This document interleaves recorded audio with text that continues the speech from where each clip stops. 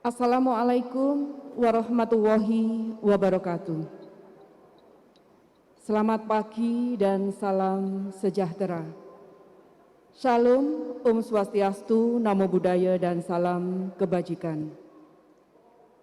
Yang terhormat, Bapak Ibu keluarga, para anggota Senat Akademik Universitas, dan Bapak Ibu undangan yang menyaksikan melalui daring yang berbahagia.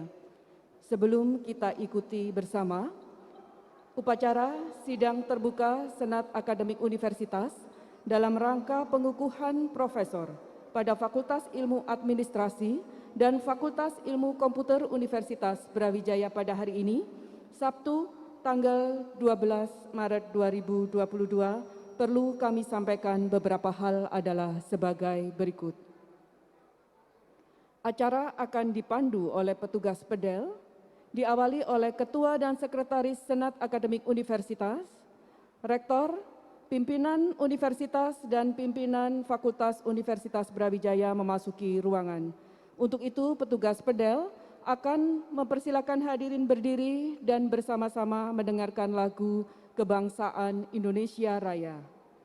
Sementara itu, kelompok paduan suara mahasiswa Universitas Brawijaya akan memperdengarkan lagu Himne Universitas Brawijaya. Seiring dengan usainya lagu tersebut, maka hadirin disilakan petugas pedel untuk duduk kembali. Kemudian, sidang terbuka Senat Akademik Universitas dalam rangka pengukuhan profesor akan dibuka secara resmi oleh Ketua Senat Akademik Universitas. Acara dilanjutkan dengan pembacaan keputusan dan riwayat hidup oleh Sekretaris Senat Akademik Universitas. Setelah pembacaan selesai, acara dilanjutkan dengan pidato orasi ilmiah dalam bidang ilmu manajemen keuangan pada Fakultas Ilmu Administrasi dan dilanjutkan pidato orasi ilmiah dalam bidang ilmu komputer pada Fakultas Ilmu Komputer Universitas Brawijaya. Kemudian dilanjutkan dengan pengalungan tanda jabatan oleh Ketua Senat Akademik Universitas. Acara selanjutnya yakni sambutan Ketua Senat Akademik Universitas dan penyerahan profesor baru dari Ketua Senat Akademik Universitas kepada Rektor Universitas Brawijaya. Setelah itu sambutan Rektor Universitas Brawijaya, dan setelah sambutan Rektor selesai, acara dilanjutkan dengan pembacaan doa. Setelah berdoa, maka Ketua Senat Akademik akan menutup secara resmi pengukuhan profesor pada hari ini. Selanjutnya, petugas pedel akan mempersilakan hadirin berdiri untuk bersama mendengarkan lagu Himne Guru. Seiring dengan usainya lagu tersebut, maka Ketua Senat, Sekretaris Senat Akademik Universitas, Rektor, pimpinan Universitas dan Fakultas meninggalkan mimbar upacara dengan diikuti anggota keluarga dan anggota Senat yang lain. Sebagai penutup acara, yaitu pemberian ucapan selamat kepada Profesor Dr. Andes Muhammad Saifi MS dan Profesor Wayan Firdaus Mahmudi SSI MT PhD yang akan didampingi pasangan masing-masing. Bapak Ibu hadirin yang berbahagia, untuk lebih hikmat, tertib, dan lancar jalannya upacara, maka selama acara berlangsung, hadirin tidak diperkenankan beranjak dari tempat duduk sehingga dapat mengganggu jalannya upacara. Dan bagi Bapak Ibu yang membawa ponsel atau alat komunikasi lainnya, mohon nada dering dapat disesuaikan selama upacara berlangsung. Hadirin yang kami hormati, demikian tadi serangkaian acara pada upacara sidang terbuka Senat Akademik Universitas dalam rangka pengukuhan profesor pada pagi hari ini. Terima kasih.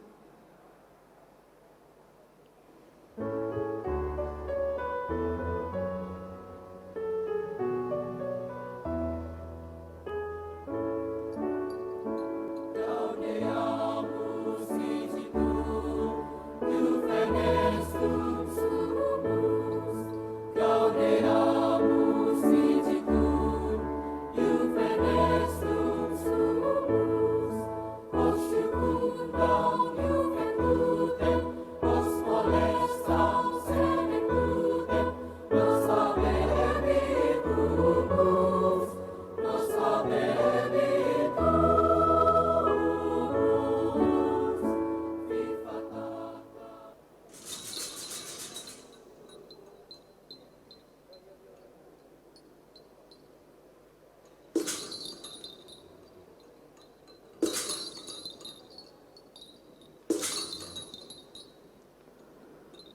Senat Akademik Universitas Brawijaya memasuki tempat upacara. Hadirin dimohon berdiri.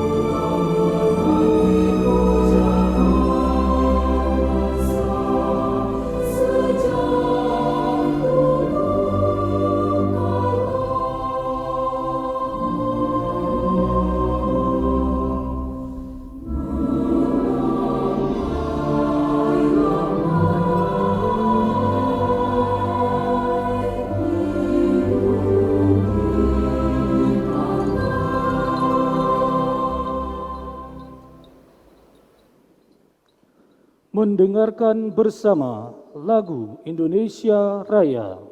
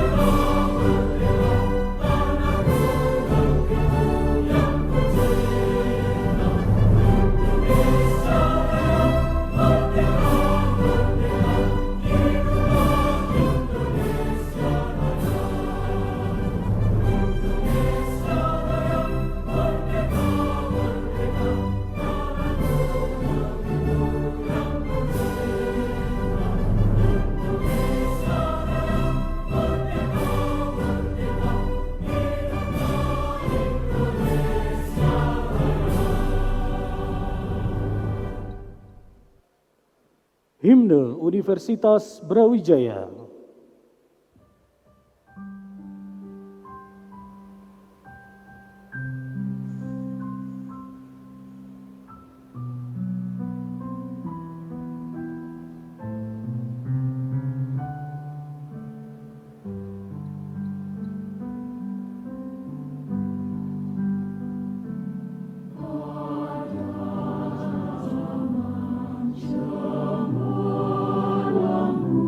Muda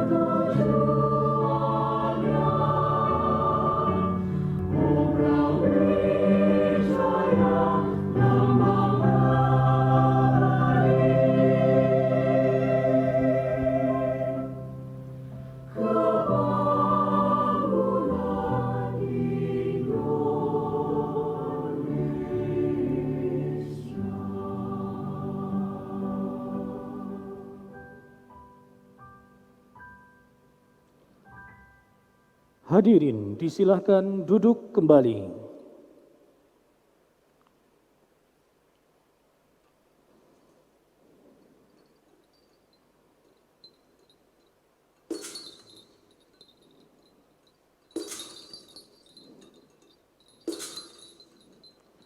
Sidang terbuka Senat Akademik Universitas dalam rangka pengukuhan profesor dibuka oleh Ketua Senat Akademik Universitas.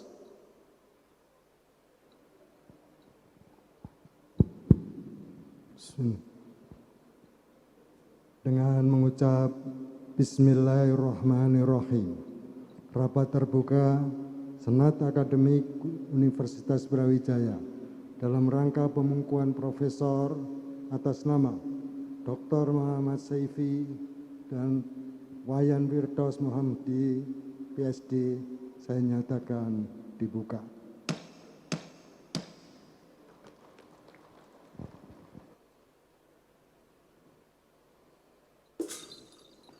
Pembacaan surat keputusan oleh Sekretaris Senat Akademik Universitas.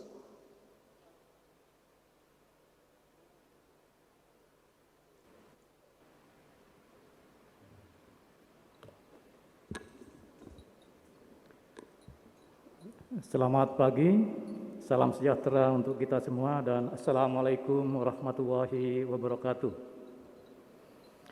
Berikut kami bacakan surat keputusan Menteri tentang kenaikan jabatan Profesor.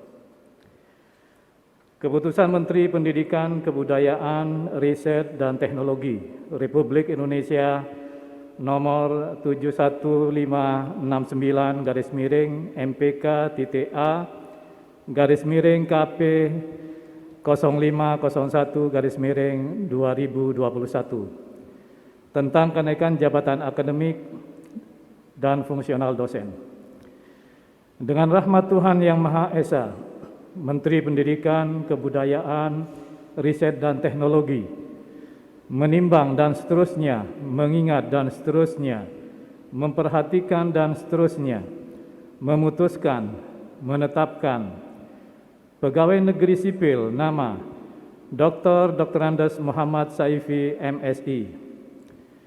Nomor induk pegawai 1959 07 12 1985 03 1001 NIDN 0012 07 5705. Tempat dan tanggal lahir Bangil 12 Juli 1957. Pendidikan S3 tahun 2016. Pangkat Pembina Utama Muda golongan 4C TMT 1 Oktober 2007. Jabatan Lektor Kepala dengan angka kredit 730 TMT 1 September 2007. Unit kerja Universitas Brawijaya terhitung mulai tanggal 1 Oktober 2021 dinaikkan jabatannya menjadi profesor dalam bidang ilmu manajemen keuangan dengan angka kredit sebesar 889,50. Ditetapkan di Jakarta pada tanggal 19 Oktober 2021. Menteri Pendidikan, Kebudayaan, Riset, dan Teknologi Republik Indonesia, tertanda Nadiem Anwar Makarim. Daftar riwayat hidup. A. Data pribadi. Nama Dr. Andes Muhammad Saifi, MSI. Nomor induk pegawai 1957 07 12 1985 03 1001 NIDN 0012 07 5705. Pangkat Pembina Utama Muda golongan 4C. Jabatan Profesor. Tempat dan tanggal lahir Bangil 12 Juli 1959. Agama Islam. Nama ayah Raimon, nama ibu Saadah, nama istri Lili Fujiati, Nama anak 1. Satria Chandra BP. 2. Fiska Nuwinda LA. Dan 3. Intan Livinda AP. B. Pendidikan. 1. SD Negeri Kalirejo Bangil, Kabupaten Pasuruan, lulus pada tahun 1970. 2. Madrasah Sanawiyah Agama Islam Negeri Bangil, lulus pada tahun 1974. 3. Semea Negeri Probolinggo, lulus pada tahun 1976. 4. S1 Administrasi Niaga, Universitas Brawijaya, lulus pada tahun 1982. 5. S2 Ilmu Administrasi Niaga, Universitas Brawijaya, lulus pada tahun 1999. Dan 6. S3 Ilmu Administrasi, Universitas Brawijaya, lulus pada tahun 2016. C. Riwayat jabatan akademik. 1. Asisten Ahli Madya, TMT 1 November 1986. 2. Asisten Ahli, TMT 1 Oktober 1987. 3. Asisten Ahli Impasing, angka kredit 150, TMT 1 April 1988. 4. Lektor Muda, angka kredit 212,15, TMT 1 Januari 1991. 5. Lektor Madya, angka kredit 314,60, TMT 1 Juni 1994. Dan 6. Lektor dengan angka kredit 438,70, TMT 1 Maret 1998. 7. Lektor Kepala Impasing, angka kredit 400, TMT 1 Januari 2001. 8. Lektor Kepala, angka kredit 598,50, TMT 1 April 2003. 9. Lektor Kepala, angka kredit 730, TMT 1 September 2007. Dan 10 profesor dengan angka kredit 889,50, TMT 1 Oktober 2021. D. Riwayat kepangkatan.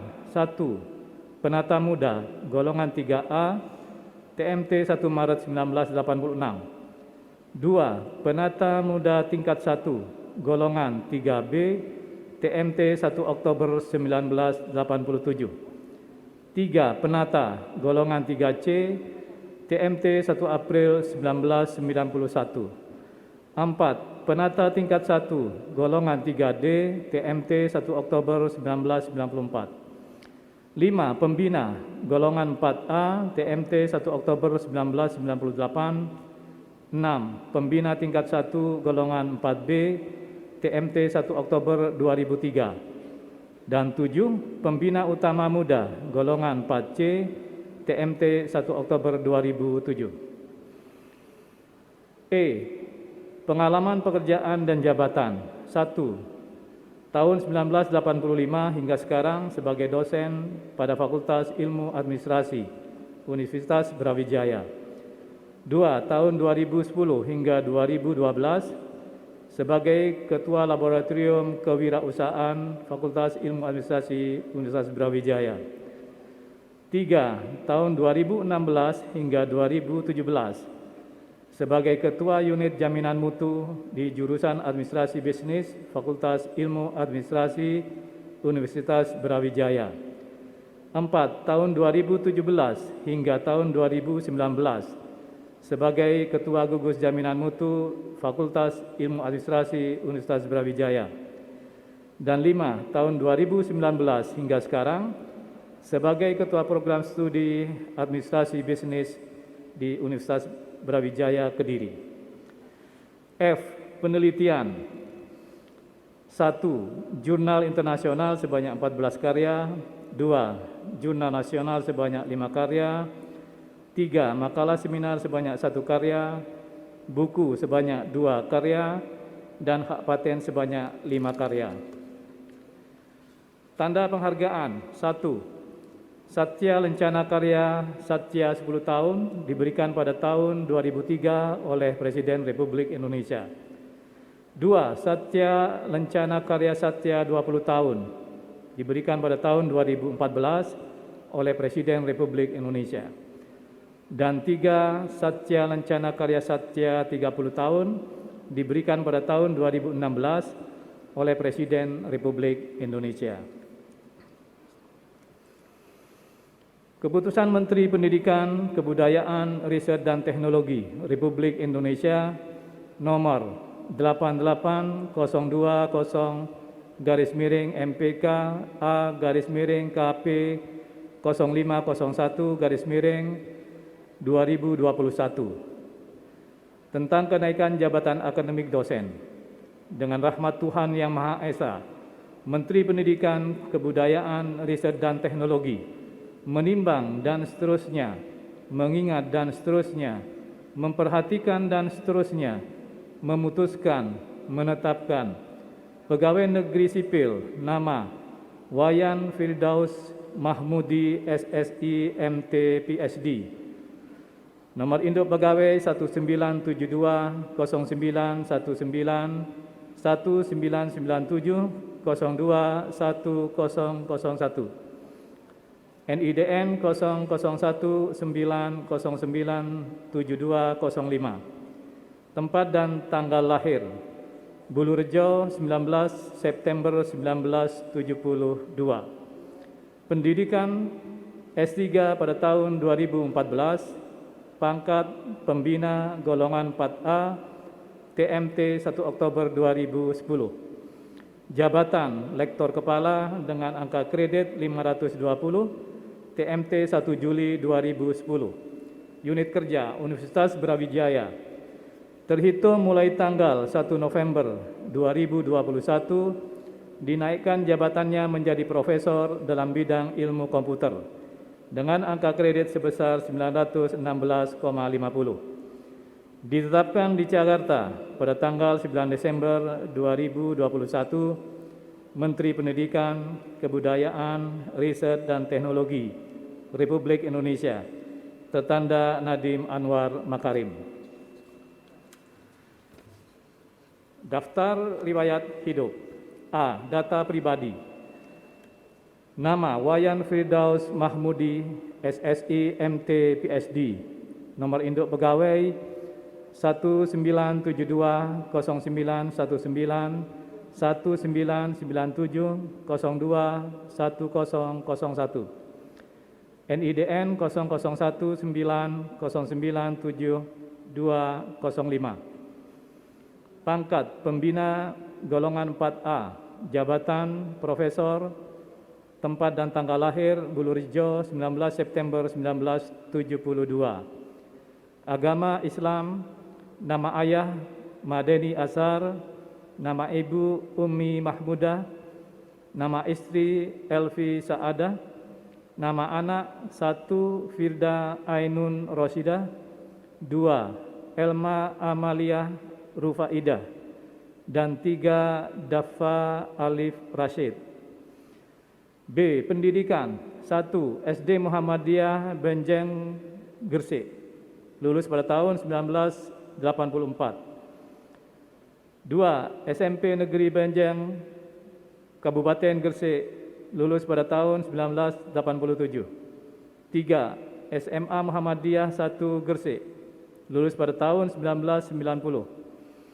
4. S1 Matematika Universitas Brawijaya, lulus pada tahun 1995. 5. S2 Teknik Informatika Institut Teknologi 10 November, lulus pada tahun 1999. Dan 6. S3 Mechanical and Manufacturing Engineering University of South Australia, lulus pada tahun 2014. C.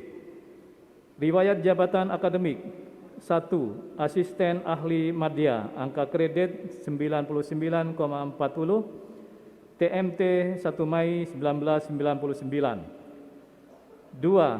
Asisten ahli impasing, angka kredit 100, TMT 1 Januari 2001. 3. Asisten ahli, angka kredit 164, TMT 1 Juni 2003. 4. Lektor, angka kredit 202, TMT 1 Agustus 2005. 5. Lektor, angka kredit 363,70, TMT 1 Juni 2007. 6. Lektor kepala, angka kredit 520, TMT 1 Juli 2010. Dan 7. Profesor dengan angka kredit 916,50, TMT 1 November 2021. D. Riwayat kepangkatan. 1. Penata muda, golongan 3A, TMT 1 Februari 1997. 2. Penata muda tingkat 1, golongan 3B, TMT 1 Oktober 2003. 3. Penata, golongan 3C, TMT 1 Oktober 2005. 4. Penata tingkat 1, golongan 3D, TMT 1 April 2008. Dan 5. Pembina, golongan 4A, TMT 1 Oktober 2010. E. Pengalaman pekerjaan dan jabatan. 1. Tahun 1997 hingga 2011 sebagai dosen pada Fakultas Matematika dan Ilmu Pengetahuan Alam Universitas Brawijaya. 2. Tahun 2011 hingga sekarang sebagai dosen pada Fakultas Ilmu Komputer Universitas Brawijaya. 3. Tahun 2000 hingga 2004 sebagai koordinator pendidikan program Diploma 3 Manajemen Informatika dan Teknik Komputer, Fakultas Matematika dan Ilmu Pengetahuan Alam Universitas Brawijaya. 4. 2004 hingga 2007 sebagai Staris Program Diploma 3 Manajemen Informatika dan Teknik Komputer, Fakultas Matematika dan Ilmu Pengetahuan Alam Universitas Brawijaya. 5. 2007 hingga 2009 sebagai Ketua Program Studi Ilmu Komputer di Fakultas Matematika dan Ilmu Pengetahuan Alam Universitas Brawijaya. 6. Tahun 2014 hingga tahun 2016 sebagai Ketua Bidang Penelitian pada Lembaga Penelitian dan Pengabdian pada Masyarakat LPPM Universitas Brawijaya. Dan 7. Tahun 2016 hingga sekarang sebagai Dekan pada Fakultas Ilmu Komputer Universitas Brawijaya. F. Penelitian. 1. Jurnal internasional sebanyak 114 karya. 2. Jurnal nasional sebanyak 47 karya. 3. Makalah seminar sebanyak 69 karya. 4. Buku sebanyak 1 karya. Dan hak paten sebanyak 2 karya. Tanda penghargaan. Satya Lencana Karya Satya 20 tahun diberikan pada tahun 2018 oleh Presiden Republik Indonesia. Selesai, terima kasih. Assalamualaikum warahmatullahi wabarakatuh.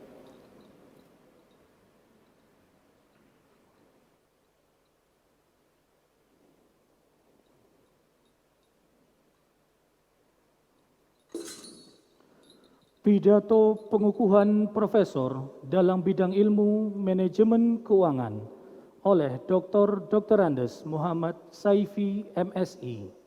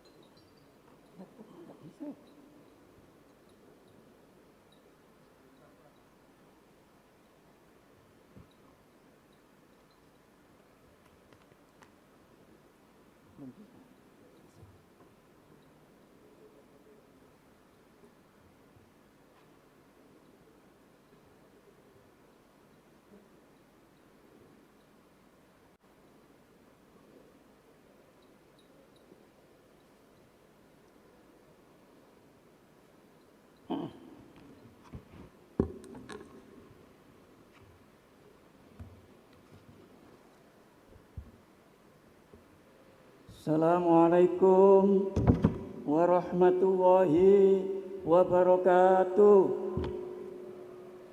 Selamat pagi, salam sejahtera untuk kita semua. Bismillah, alhamdulillah, la haula wa la quwata illa billah, amma ba'du.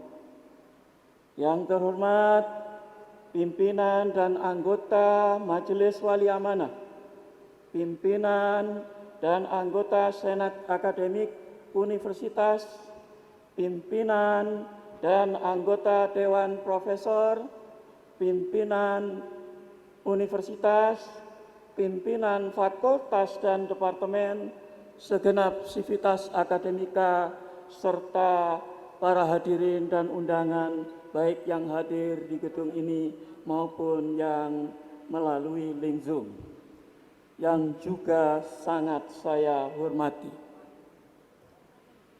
Pagi ini barangkali tidak ada kata yang mampu kita rangkai menjadi sebuah kalimat yang indah untuk kita ucapkan selain kalimat tasyakkur kita kehadirat Allah Subhanahu wa Ta'ala atas rahmat, khususnya nikmat sehat yang diberikan pada kita semua, sehingga kita bisa hadir dalam acara yang berbahagia ini dalam kondisi yang sehat walafiat.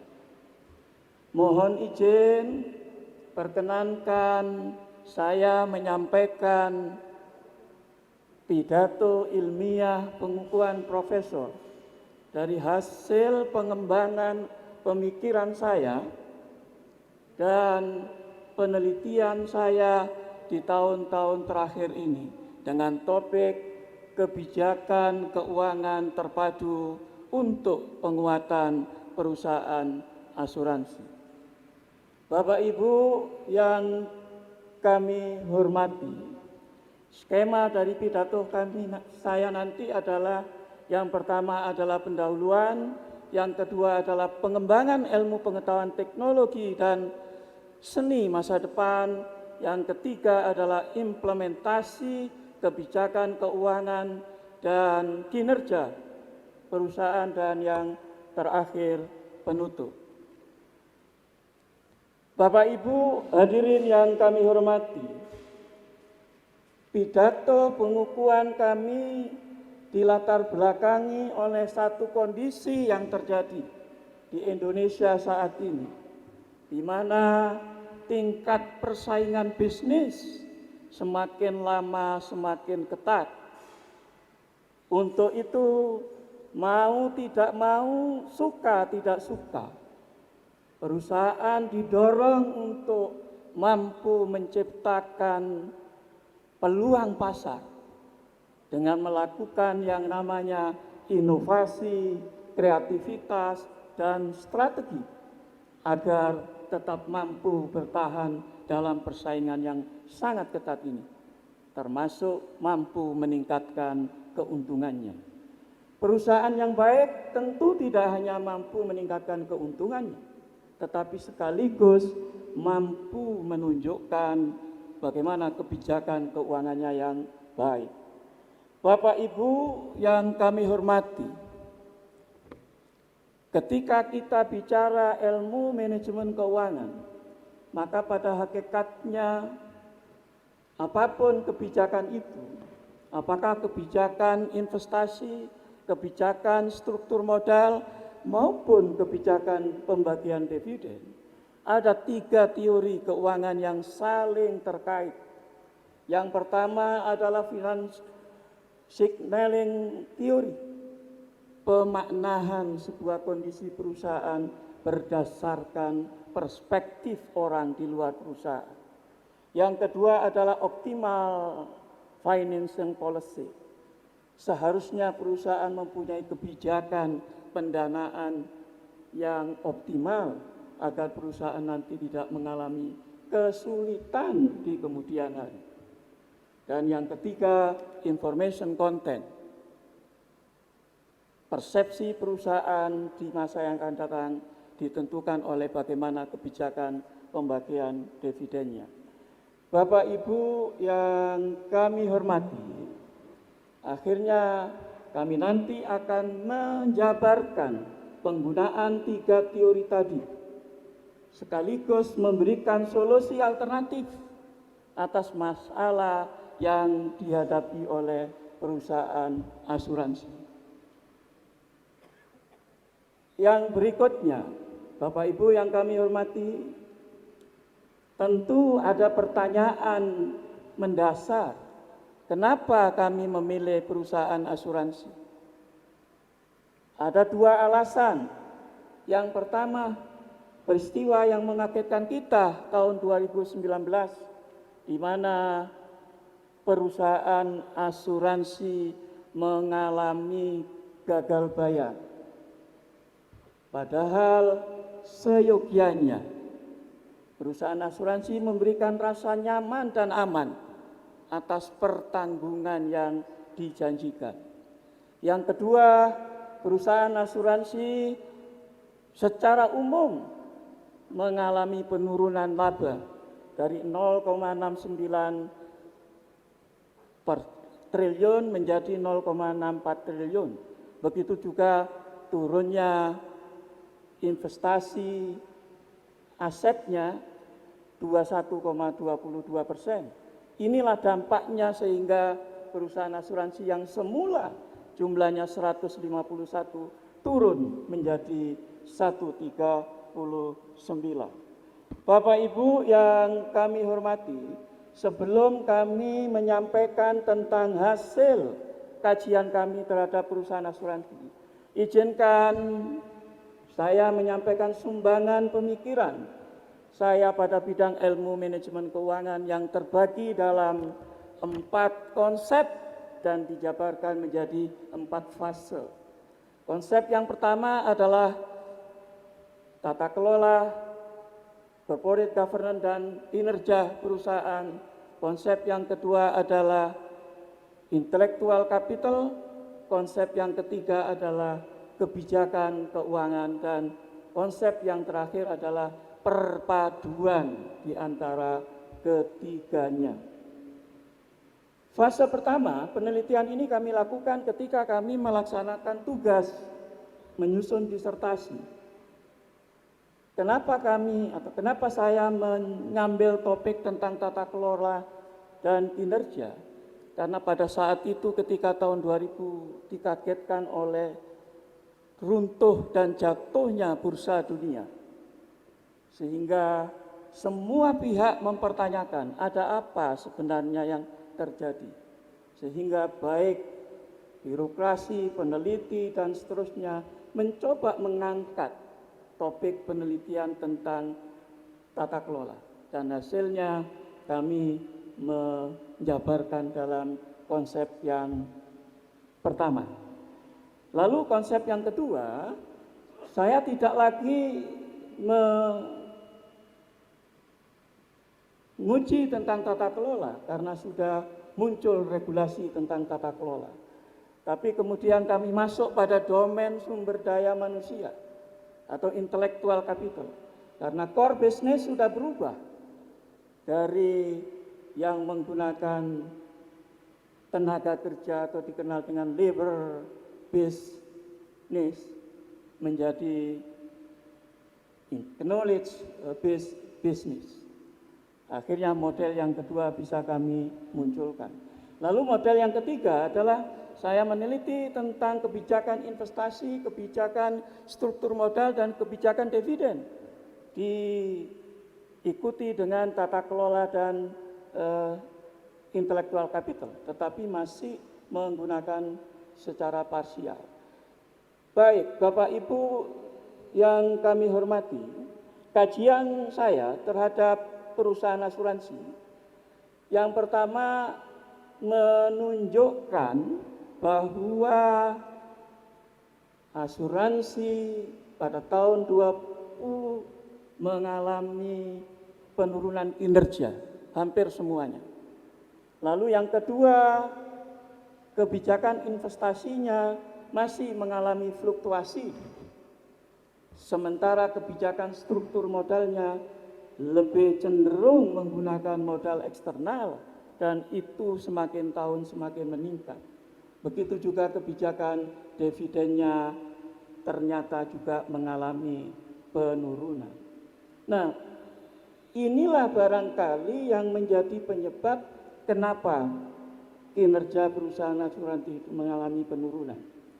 Oleh karena itu, Bapak, Ibu, dan saudara-saudara, saya memberanikan diri untuk memberikan sebuah model baru dalam rangka mengatasi persoalan itu, yang kemudian kami namakan dengan model baru kebijakan keuangan terpadu, di mana kebijakan ini mengharuskan penggunaan satu corporate governance atau tata kelola dengan prinsip utamanya, apakah itu transparansi, apakah itu keadilan, apakah itu akuntabilitas maupun responsibilitas, harus dilaksanakan secara konkret. Yang kedua, intellectual capital, sumber daya manusia, karena sebagaimana yang saya sampaikan tadi. Dan yang terakhir adalah kebijakan investasi, struktur modal, dan dividen yang sudah kami jelaskan. Ketiga komponen ini harus dilaksanakan secara terpadu, yakni dilakukan secara simultan dan terintegrasi. Bapak Ibu yang kami hormati, pada akhirnya kami berani memberikan kesimpulan. Kami mencoba memberikan sebuah alternatif atas jawaban terhadap persoalan yang ada sebagaimana kami jelaskan tadi. Alternatif itu adalah kebijakan keuangan terpadu yang harus dilakukan oleh perusahaan asuransi jika perusahaan ini ingin mensejahterakan pemiliknya sesuai dengan tujuan daripada perusahaan itu. Keunggulan dari model ini adalah karena dilakukan secara terintegrasi analisisnya, maka keinginan untuk tercapainya tujuan itu bisa terlaksana. Tetapi kelemahan dari model baru kami adalah di dalam struktur modalnya masih menggunakan modal internal. Dan saran jika model ini digunakan harus digunakan secara simultan dan terintegrasi, bukan secara parsial. Harapan mudah-mudahan model ini bisa dipakai baik tidak hanya pada perusahaan asuransi saja, tapi perusahaan-perusahaan yang lain dalam hal pengambilan kebijakan keuangannya. Bapak Ibu yang kami hormati, akhirnya izinkan pada kesempatan ini kami menyampaikan ucapan terima kasih yang sebesar-besarnya. Yang pertama kepada Menteri Pendidikan dan Kebudayaan, Riset dan Teknologi atas disetujuinya jabatan profesor saya. Yang kedua kepada Rektor Universitas Brawijaya, Profesor Dr. Insinyur Nufil Hanani ARMS yang telah memberikan dorongan, perhatian, dukungan serta komitmen untuk meningkatkan mutu sumber daya manusia Universitas Brawijaya. Begitu juga kepada para rektor terdahulu. Terima kasih juga saya sampaikan kepada Bapak Wakil Rektor atau para Wakil Rektor, terutama Wakil Rektor Bidang Umum dan Keuangan, Profesor Dr. Andes Gugus Irianto, MSA, PhD, AK, yang memberikan kemudahan dan kelancaran selama proses penilaian profesor.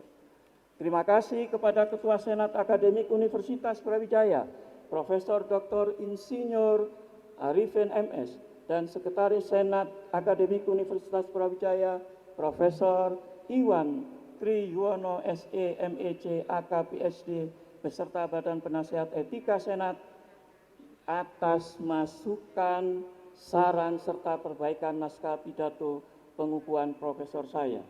Terima kasih pada Dekan Fakultas Ilmu Administrasi Universitas Brawijaya, Dr. Andes Andi Fifta Wijaya, MDA, PhD, serta para wakil dekan dan para dekan dan pimpinan terdahulu yang telah memberikan kesempatan kepada saya untuk dapat mengemban amanah sebagai profesor di alma mater yang saya cintai ini. Demikian juga terima kasih disampaikan kepada Ketua dan Sekretaris Departemen Ilmu Administrasi Bisnis atas dukungannya selama ini. Saya sampaikan terima kasih kepada seluruh Bapak Ibu anggota Senat Akademik Fakultas Ilmu Administrasi, para senior, teman-teman dosen dan tenaga kependidikan di Departemen Administrasi Bisnis. Ucapan terima kasih kepada reviewer penilaian angka kredit saya, Profesor Dr. Budi Eko Sucipto, MED, MSI, Wakil Rektor 1 Universitas Negeri Malang, dan Profesor Dr. Haji Mulyadi, SE, SUG, FP, Guru Besar Ilmu Manajemen Keuangan, FEBUB. Ucapan terima kasih juga saya sampaikan kepada bagian kepegawaian Rektorat Universitas Brawijaya dan Subbagian Kepegawaian Fakultas Ilmu Administrasi Universitas Brawijaya atas bantuan dan kebaikannya dalam mempersiapkan pengajuan ke jenjang jabatan profesor ini.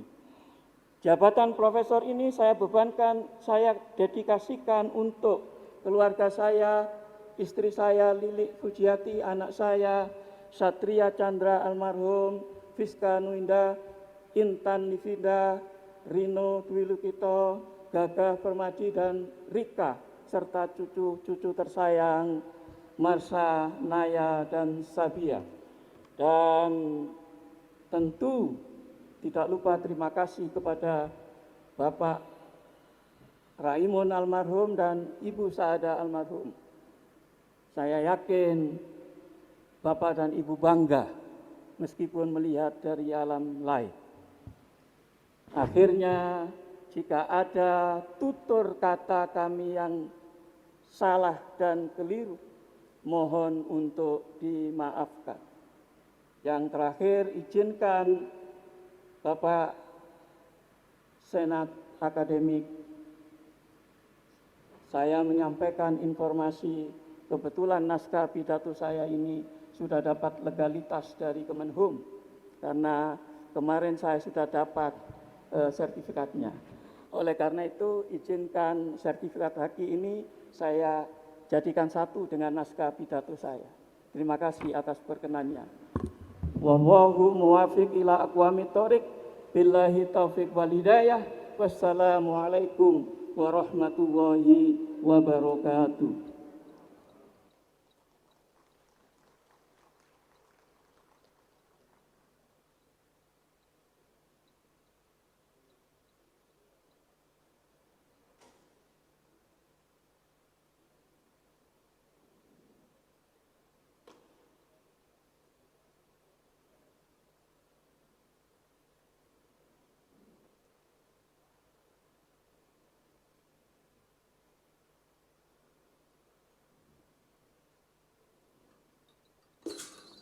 Pengalungan tanda jabatan.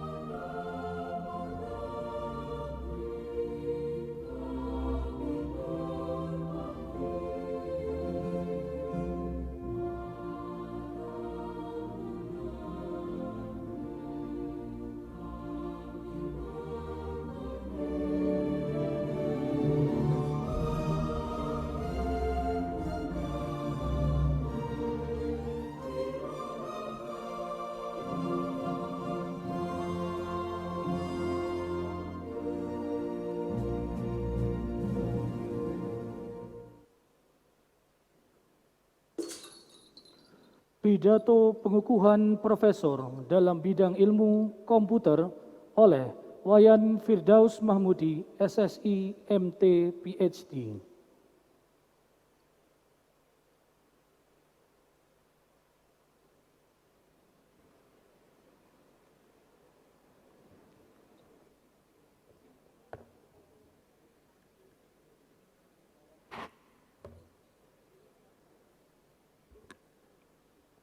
Bismillahirrahmanirrahim. Assalamualaikum warahmatullahi wabarakatuh. Salam sejahtera untuk semuanya.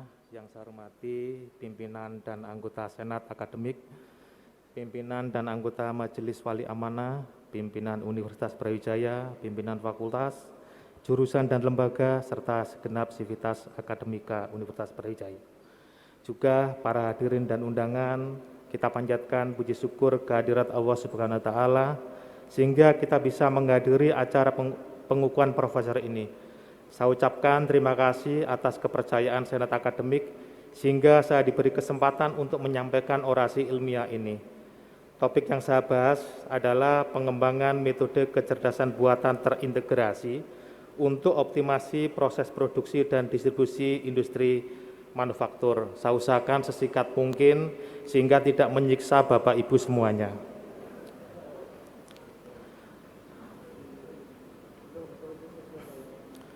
Bapak Ibu, para hadirin, revolusi industri telah mengakibatkan perubahan di setiap aspek kehidupan. Dimulai dari revolusi industri generasi pertama yang mendorong pemakaian mesin, menggantikan tenaga manual sehingga barang bisa diproduksi secara massal. Banyak barang diproduksi secara massal sehingga harganya bisa lebih terjangkau masyarakat luas. Pada tahapan selanjutnya, perkembangan teknologi digital dan internet menandai lahirnya revolusi industri generasi ketiga pada tahun 90-an. Produksi barang dilakukan secara otomatis, dikontrol oleh komputer. Komputer beserta infrastruktur pendukungnya menjadi sesuatu yang wajib dimiliki oleh setiap institusi. Sistem informasi secara online mulai diterapkan di berbagai bidang. Saat ini kita memasuki era revolusi industri generasi keempat. Era ini ditandai dengan otomatisasi dan pertukaran data pada teknologi manufaktur. Hal ini ditopang oleh munculnya jenis teknologi baru yaitu Internet of Things, IoT, yang memungkinkan berbagai perangkat terhubung dan berinteraksi dengan komponen cerdas yang lain. Teknologi ini memungkinkan sebuah perusahaan memproduksi barangnya di banyak pabrik secara bersamaan untuk memenuhi kebutuhan konsumen di seluruh bagian dunia. Pada era ini juga mulai dikenal cloud computing atau komputasi awan. Data yang dipunyai bisa diakses dari berbagai macam sistem informasi secara simultan. Pendekatan artificial intelligence atau kecerdasan buatan dimanfaatkan secara masif. Semuanya hadir dalam produk yang mungkin kita pakai sehari-hari, smartphone, smartwatch, smart TV, smart car, smart building, dan berbagai macam jenis aplikasi barang yang diembeli atau diawali dengan kata-kata smart. Bisa disimpulkan bahwa revolusi industri ini merupakan perubahan besar yang terjadi secara cepat dan sangat mempengaruhi pola sosial ekonomi masyarakat.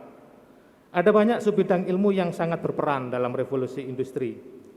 Tapi dalam paparan kali ini saya akan fokus pada dua hal. Yang pertama adalah optimasi di industri. Yang kedua adalah metode kecerdasan buatan atau artificial intelligence yang diterapkan. Dua topik yang saya geluti mulai dari menempuh pendidikan S3 sampai saat ini. Secara umum, optimasi di industri manufaktur adalah sebuah rangkaian mekanisme untuk membangun produk yang lebih baik, lebih cepat produksinya, lebih kompetitif dari segi harga, dan bisa diterima konsumen tepat waktu. Karena ada banyak aspek yang terkait, maka pembahasan pada paparan ini saya batasi pada proses perencanaan produksi sampai proses distribusi, seperti yang ditunjukkan pada gambar. Peramalan dibutuhkan untuk mendapatkan jumlah permintaan konsumen untuk setiap jenis produk. Perencanaan produksi agregat menghasilkan kuantitas setiap jenis barang yang harus diproduksi. Penentuan waktu mulai untuk memproduksi setiap jenis produk dilakukan pada proses penjadwalan. Akhirnya, Proses produksi dilakukan dan kemudian produk harus didistribusikan ke konsumen. Keempat permasalahan tersebut harus diselesaikan untuk mendapatkan solusi terbaik yang memenuhi syarat biaya produksi terendah, jadwal produksi tercepat, serta biaya distribusi terendah. Penggunaan metode standar akan menghasilkan solusi yang kurang optimal dan memerlukan waktu proses atau waktu komputasi yang relatif lama. Metode-metode dalam bidang kecerdasan buatan perlu dimodifikasi untuk menghasilkan solusi yang terbaik dalam waktu yang sesingkat mungkin. Optimasi di industri akan selalu menjadi bidang ilmu yang terus berkembang. Ada dua faktor utama bagaimana hal itu akan terjadi. Yang pertama adalah kompleksitas permasalahan yang diselesaikan. Perkembangan teknologi robotika memungkinkan pabrik untuk selalu memperbarui fitur produk yang dihasilkan dalam jeda waktu yang singkat. Artinya siklus pengembangan produk menjadi semakin singkat. Yang kedua adalah metode optimasi yang digunakan. Semakin kompleks permasalahan, maka diperlukan juga satu metode atau algoritma yang lebih baik. Berdasarkan dua faktor utama tersebut, maka saya menyusun matrik perkembangan ilmu sesuai bidang yang saya geluti selama ini seperti ditampilkan pada tabel. Seperti ditunjukkan pada tabel, bidang penelitian saat menyusun disertasi adalah membangun model perencanaan dan penjadwalan produksi serta pengembangan metode heuristik untuk pencarian solusinya. Setelah menyelesaikan pendidikan doktor, cakupan penelitian semakin berkembang dengan menambahkan model untuk menentukan berapa kuantitas setiap jenis barang yang harus diproduksi dan bagaimana proses distribusinya sampai ke tangan konsumen. Untuk keperluan tersebut, maka dikembangkan model terintegrasi mulai dari perencanaan, penjadwalan, dan distribusi produksi. Efisiensi penggunaan sumber daya alam, penurunan limbah industri, efisiensi penggunaan energi untuk menjalankan mesin-mesin, serta efisiensi penggunaan bahan bakar merupakan komponen penting untuk mewujudkan industri hijau. Industri hijau adalah sebuah upaya untuk menyelaraskan pembangunan industri dengan kelestarian lingkungan hidup yang dapat memberikan manfaat maksimal bagi masyarakat. Pengembangan industri hijau ini juga merupakan komponen utama dalam mewujudkan tujuan pembangunan berkelanjutan atau Sustainable Development Goal di Indonesia. Nah, saya beralih ke optimasi. Optimasi adalah sebuah proses pemilihan solusi terbaik dari beberapa pilihan solusi alternatif dengan mempertimbangkan sejumlah batasan atau constraint.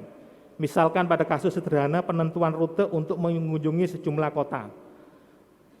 Pada permasalahan ini terdapat banyak pilihan rute.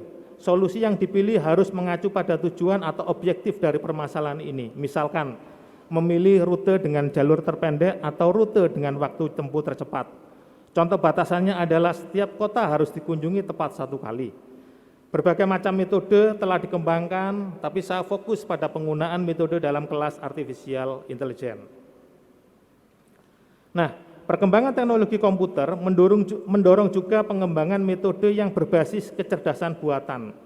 Secara umum, kecerdasan buatan didefinisikan sebagai mekanisme pemecahan masalah dengan mengadopsi pola pikir manusia.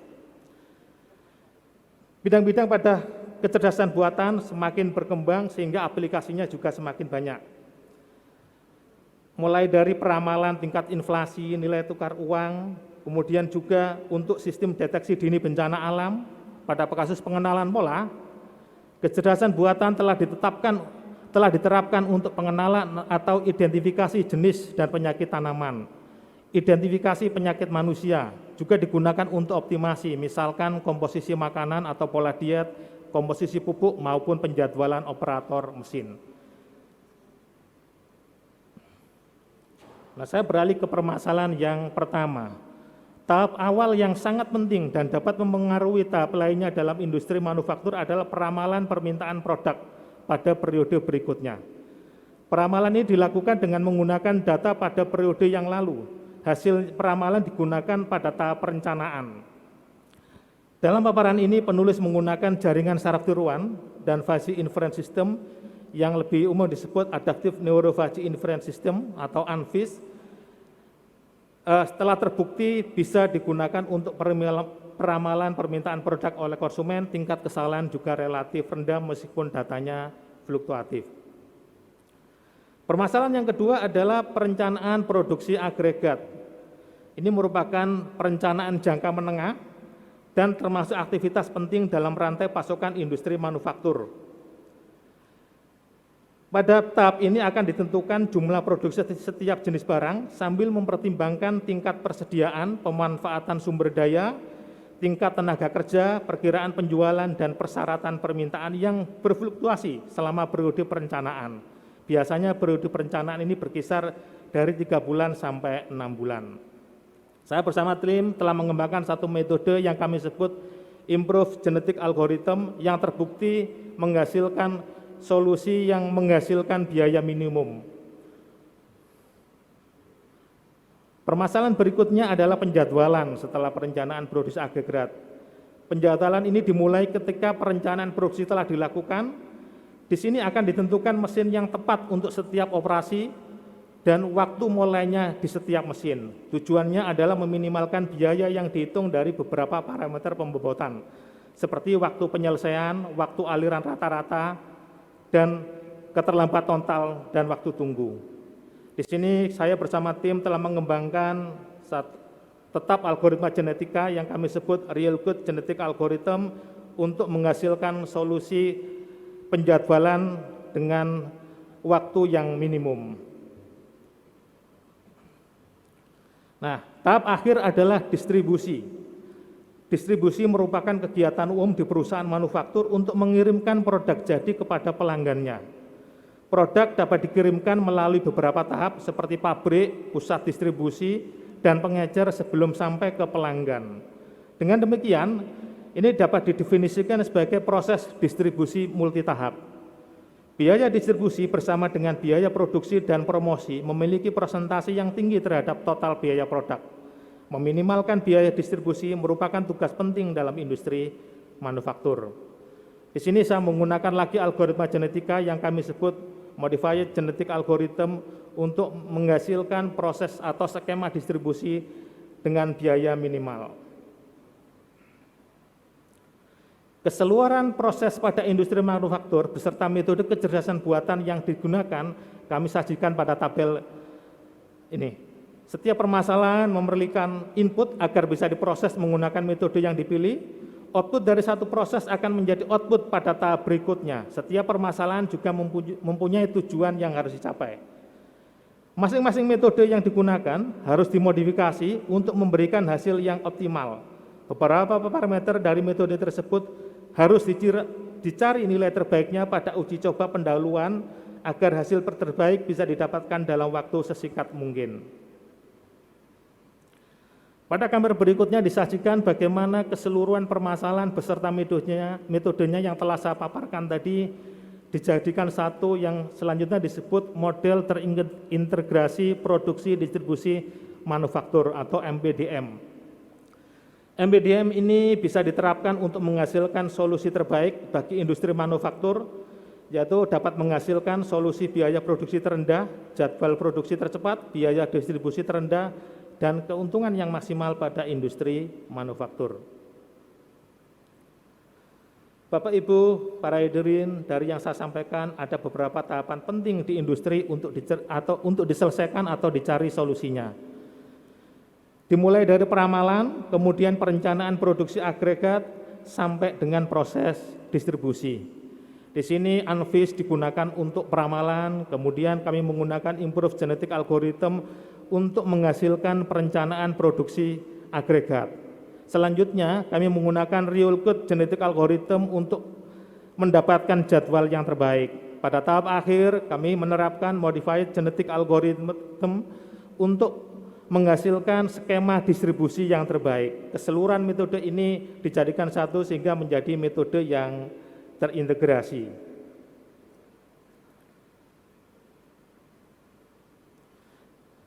Pada bagian akhir ini, izinkan saya menyampaikan terima kasih kepada pihak-pihak yang telah memberikan kontribusi sangat besar pada karir yang mengantarkan saya meraih jabatan akademik tertinggi sampai dikukuhkan menjadi profesor. Yang pertama, kepada pemerintah Republik Indonesia melalui Kementerian Pendidikan, Kebudayaan, Riset, dan Teknologi Republik Indonesia yang telah memberikan amanah kepada saya untuk memangku jabatan profesor pada bidang Ilmu Komputer di Fakultas Ilmu Komputer. Begitu juga kepada pimpinan Senat Akademik UB beserta seluruh jajaran anggota Senat dalam memproses, menilai, dan memberikan arahan. Kemudian juga pimpinan Majelis Amanah yang telah berperan menjaga suasana kondusif di lingkungan Universitas Brawijaya sehingga keseluruhan kegiatan Tridharma bisa berjalan dengan baik.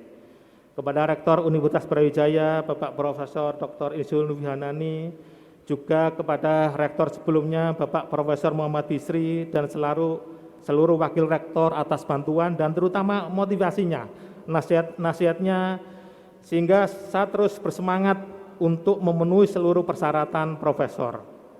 Jajaran pimpinan dan staf Fakultas MIPA, saat saya mulai berkarir sebagai dosen di jurusan matematika, terima kasih atas bantuannya, sehingga saya bisa melanjutkan studi S3 dan akhirnya kembali sebagai dosen UB tapi berada di Fakultas Ilmu Komputer.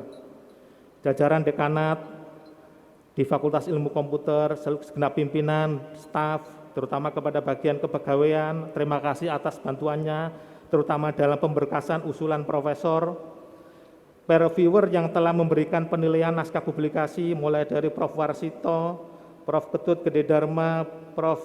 Didik Rahadi Santoso, dan Profesor Arif Muntosa. Terima kasih atas bantuannya. Guru-guru yang saya baik formal maupun informal mulai dari sekolah dasar sampai perguruan tinggi yang curahan ilmunya tetap mewarnai perjalanan karir keilmuan saya.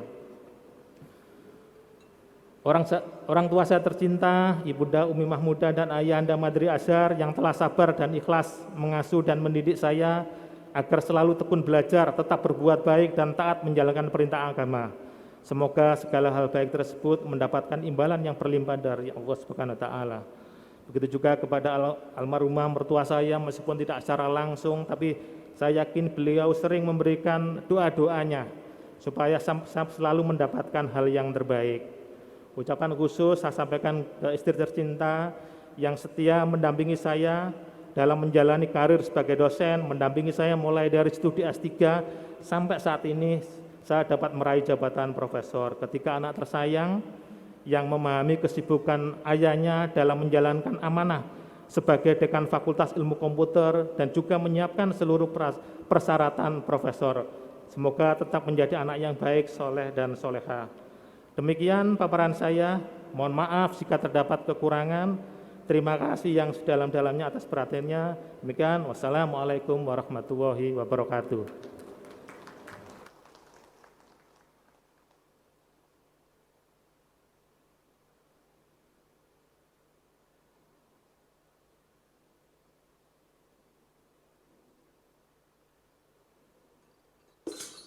Pengalungan tanda jabatan.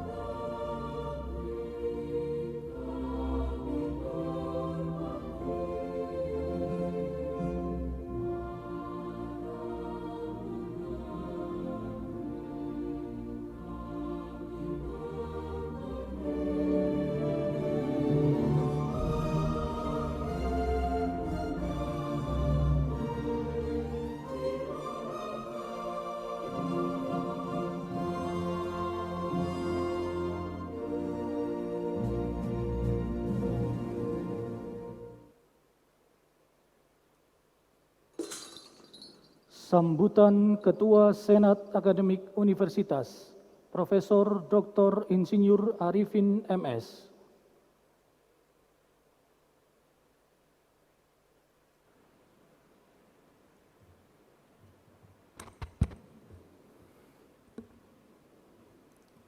Bismillahirrahmanirrahim. Assalamualaikum warahmatullahi wabarakatuh.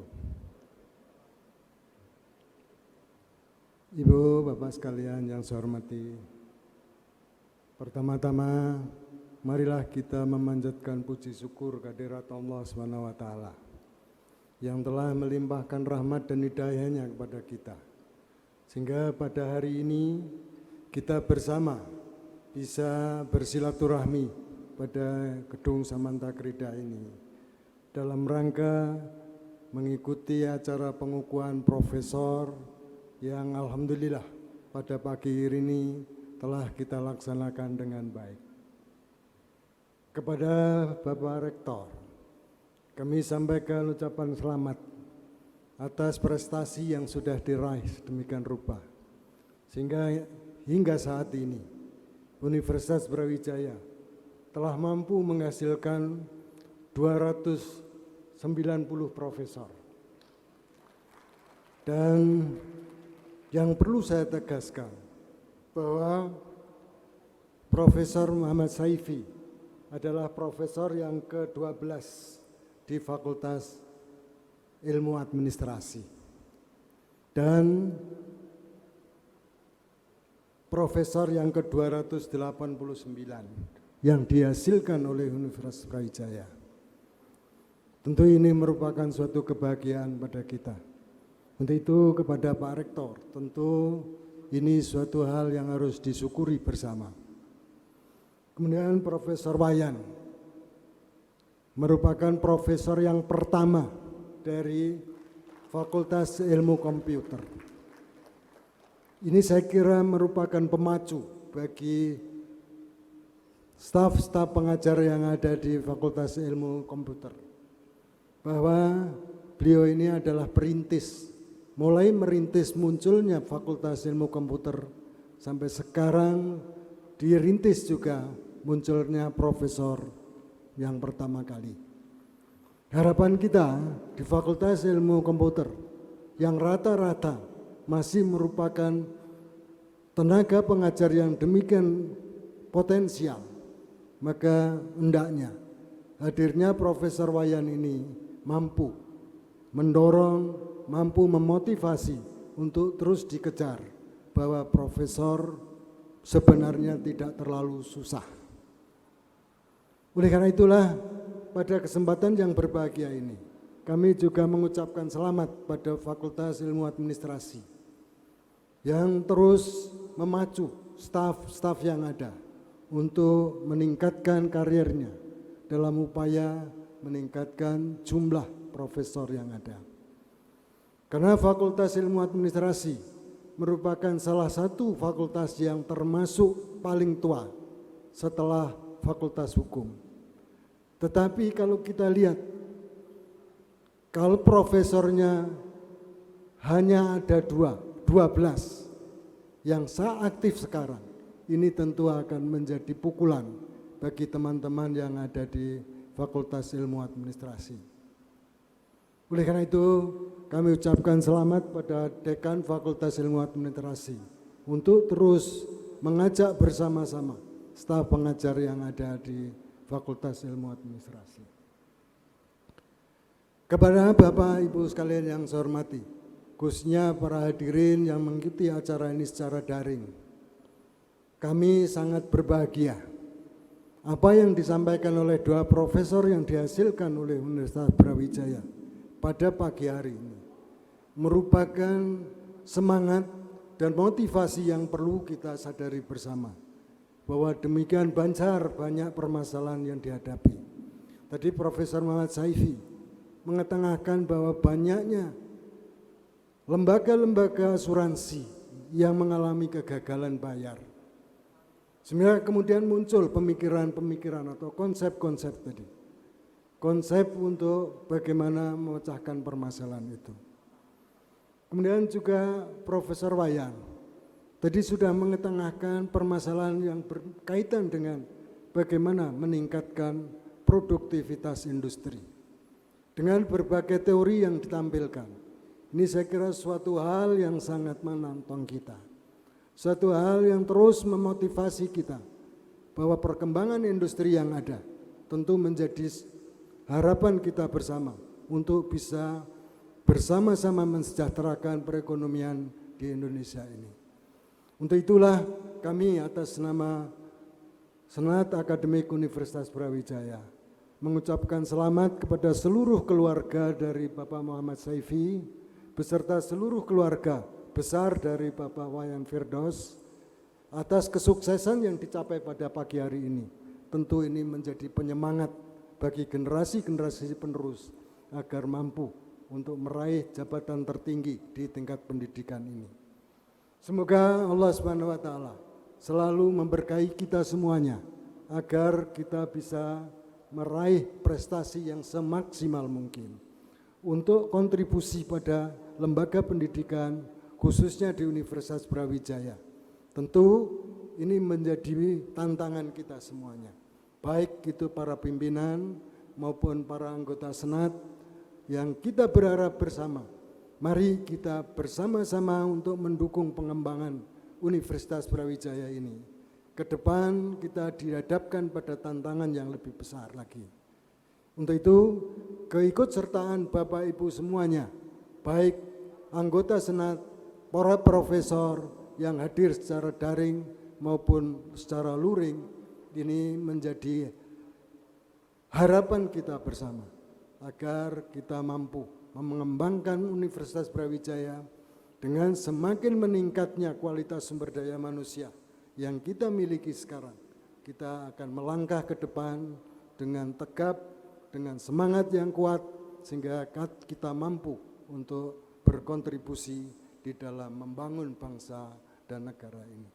Saya kira itu yang perlu saya sampaikan, dan sekali lagi saya sangat berterima kasih atas kesabaran Bapak Ibu sekalian di dalam mengikuti acara ini, dan semoga ilmu yang telah dicapai oleh dua profesor baru kita ini mampu memberikan arti di dalam pengembangan keilmuan maupun pengembangan kesejahteraan masyarakat yang ada di Indonesia ini.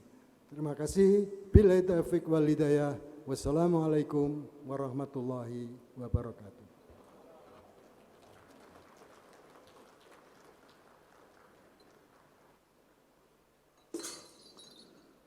Penyerahan profesor baru dari Ketua Senat Akademik Universitas kepada Rektor.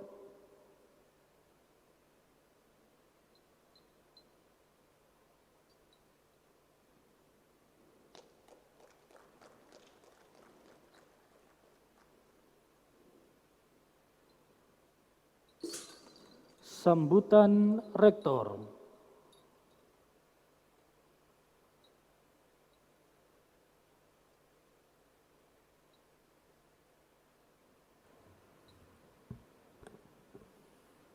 Assalamualaikum warahmatullahi wabarakatuh. Selamat pagi, salam sejahtera untuk kita semuanya. Yang saya hormati pimpinan Majelis Wali Amanah dan seluruh jajarannya. Yang saya hormati pimpinan Senat Akademik Universitas dan seluruh anggotanya. Yang saya hormati pimpinan Dewan Profesor termasuk seluruh anggotanya, para wakil rektor, para dekan, para tamu undangan, dan juga sahabat saya spesial yang baru dilantik, Profesor Muhammad Saifi dan Profesor Wayan Firdausi, dan juga termasuk keluarganya. Tentu saja yang pertama marilah kita panjatkan rasa syukur kita kepada Allah karena pada hari ini sungguh Tuhan memberikan luar biasa kenikmatan, kesehatan, dan kesempatan sehingga kita bisa hadir dalam pengukuhan Profesor Muhammad Saifi dan Profesor Wayan. Mudah-mudahan juga pertemuan ini dicatat sebagai amal ibadah untuk semuanya. Yang kedua, saya mengucapkan selamat kepada Profesor Muhammad Saifi, Profesor Wayan, dua-duanya sahabat saya, dan ini suatu rahmat yang luar biasa, berkah yang luar biasa. Ucapan selamat juga saya sampaikan kepada keluarganya. Mungkin yang paling berbahagia adalah istri dan anak-anaknya, karena tadi waktu saya ketemu di luar, semuanya penuh dengan senyuman semuanya ya, sampai hari ini semuanya. Terima kasih gitu ya. Jadi gelar profesor ini sangat membahagiakan banyak pihak. Ucapan selamat juga sampaikan kepada Dekan Fakultas Ilmu Administrasi dan Fakultas Ilmu Komputer yang juga alhamdulillah untuk Fakultas Ilmu Komputer sudah pecah telur, sudah ada guru besarnya sekarang. Mudah-mudahan segera tambah guru besarnya. Kalau nanti tambah segera buka S3 untuk program S3 untuk ilmu komputer atau teknik informatika atau yang lainnya. Ibu sekalian, sebagaimana diketahui bahwa universitas itu ada beberapa daya saing yang harus dilakukan. Yang pertama adalah daya saing lulusannya harus hebat-hebat, bahkan ukurannya juga bisa berkiprah di perusahaan-perusahaan internasional, multinasional. Yang kedua, daya saing program studinya, bagaimana program studinya itu hebat. Ada beberapa universitas di dunia itu beberapa sangat terkenal program studinya. Yang saya tahu namanya di agricultural economic begitu ya. Itu mungkin di Tohoku, di Kentucky, kemudian Adelaide, begitu ya. Saya hafal bidang saya, sangat terkenal dari program studinya. Yang ketiga, daya saing dari dosennya, kepakarannya, itu menjadi sangat penting. Kemudian daya saing dari risetnya dan inovasinya, begitu. Bahkan tren sekarang adalah inovasinya. Prof. Wayan sangat penting tadi.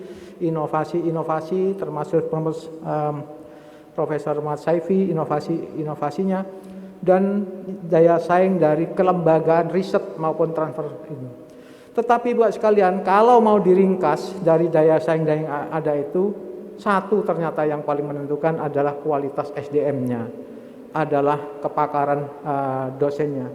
Sehingga alhamdulillah sekarang Brawijaya sudah bisa menambah guru besarnya. Saya selalu memacu SDM di Brawijaya untuk yang belum doktor segera doktor, yang sudah doktor segera ke profesor, yang dari asisten ahli ke lektor, kemudian yang lektor ke lektor kepala, yang lektor kepala ke guru besarnya. Saya berharap Pak Dekan, Bapak Warek yang ada, mohon tolong didukung untuk bisa kenaikan jabatannya. Ada wacana dari kementerian dan saya salah satu orang yang setuju, profesor itu tidak usah ditetapkan oleh kementerian, tapi di universitasnya masing-masing dengan catatan tunjangan fungsionalnya ditanggung universitas masing-masing. Brawijaya insya Allah sanggup gitulah ya. Jadi targetnya kita bisa tentukan sendiri kalau begitu. Sekarang tidak bisa. Ada beberapa yang kita targetkan di kementerian antri, ya repotnya untuk ilmu sosial kok kelihatannya lebih sulit daripada eksak gitu ya. Nggak tahu saya itu ya. Yang eksak lebih cepat begitu. Yang ada saat ini. Sehingga kalau itu bisa dilakukan, ya kayak universitas di luar negeri.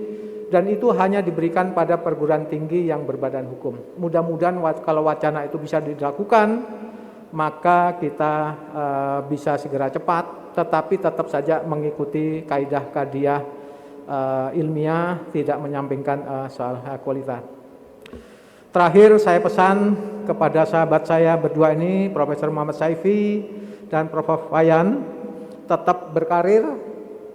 Jadi bagaimana membina adik-adiknya segera profesor, bagaimana tetap melakukan penelitian-penelitian yang sekarang penelitian ini tidak lagi dibaca oleh di Indonesia, tetapi kalau bisa dibaca di internasional.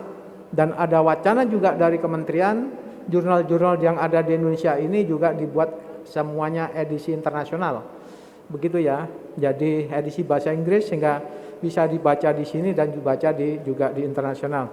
Dan Brawijaya sudah banyak merintis sekarang untuk itu.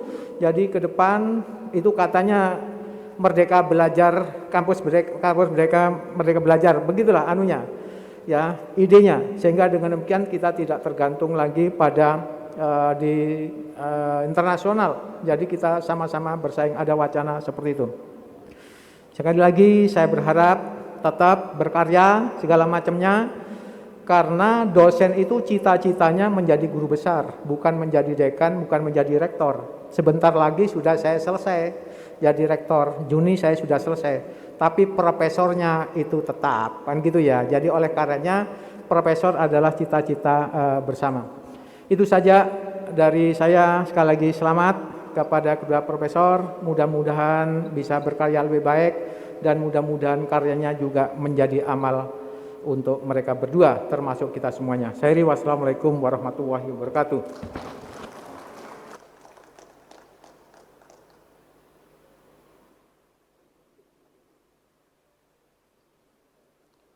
Pembacaan doa.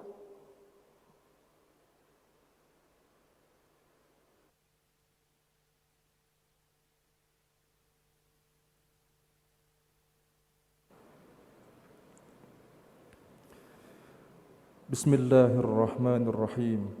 Alhamdulillahi rabbil alamin. Hamdan syakirin, hamdan na'imin, hamdan yuafi ni'amahu yukafi mazidah. Ya Rabbana lakal hamdu kama yanbaghi li jalali wajhika wa 'azim sultanik.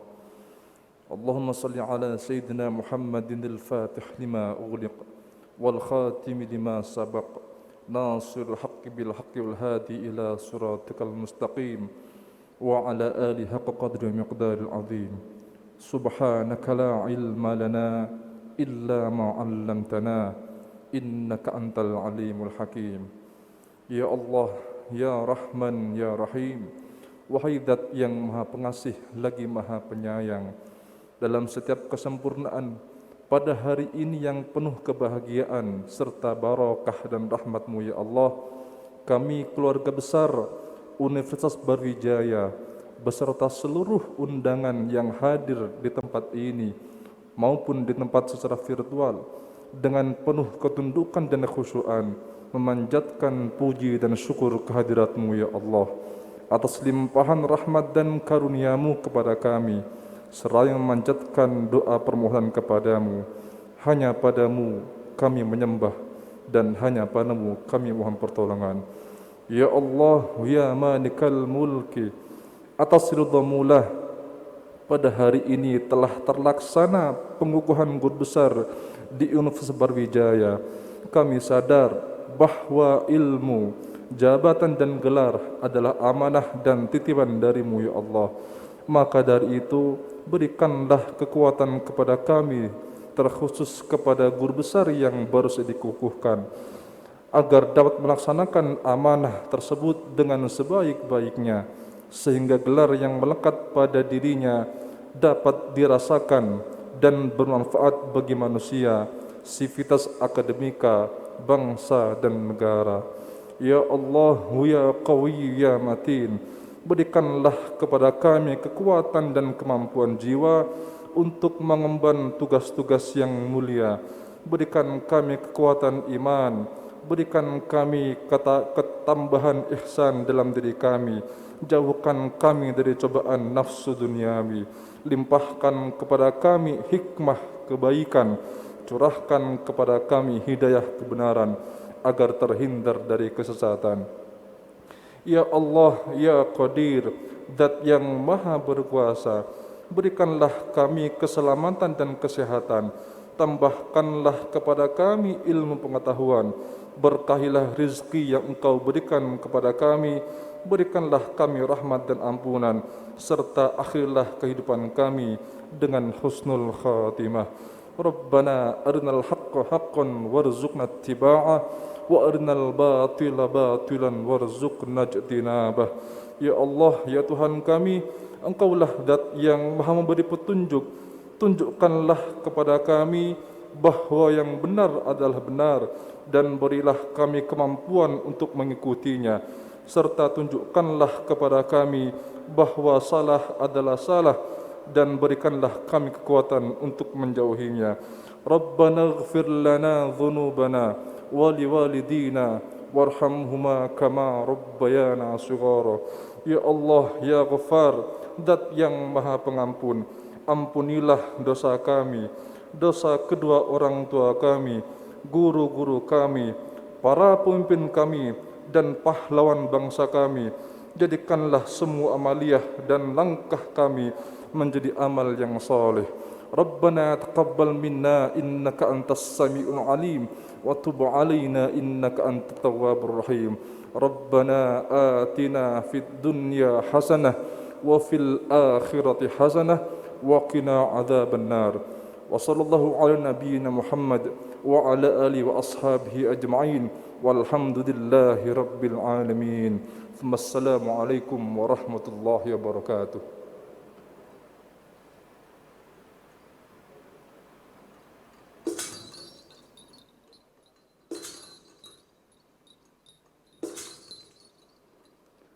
Sidang terbuka Senat Akademik Universitas dalam rangka pengukuhan profesor ditutup oleh Ketua Senat Akademik Universitas.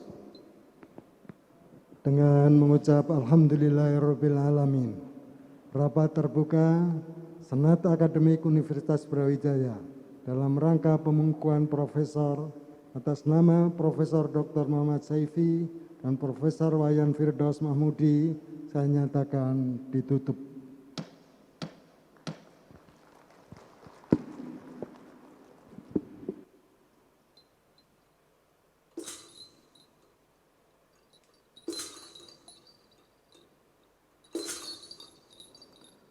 Himne Guru, hadirin dimohon berdiri.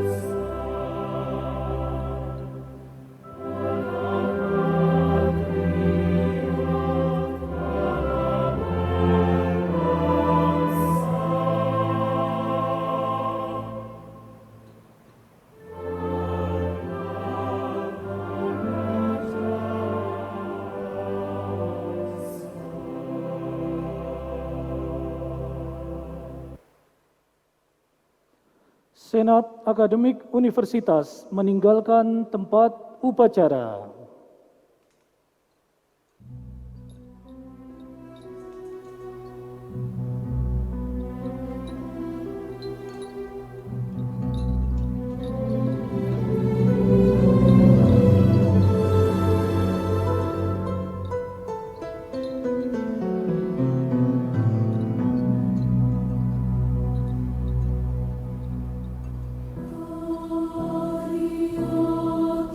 Thank you.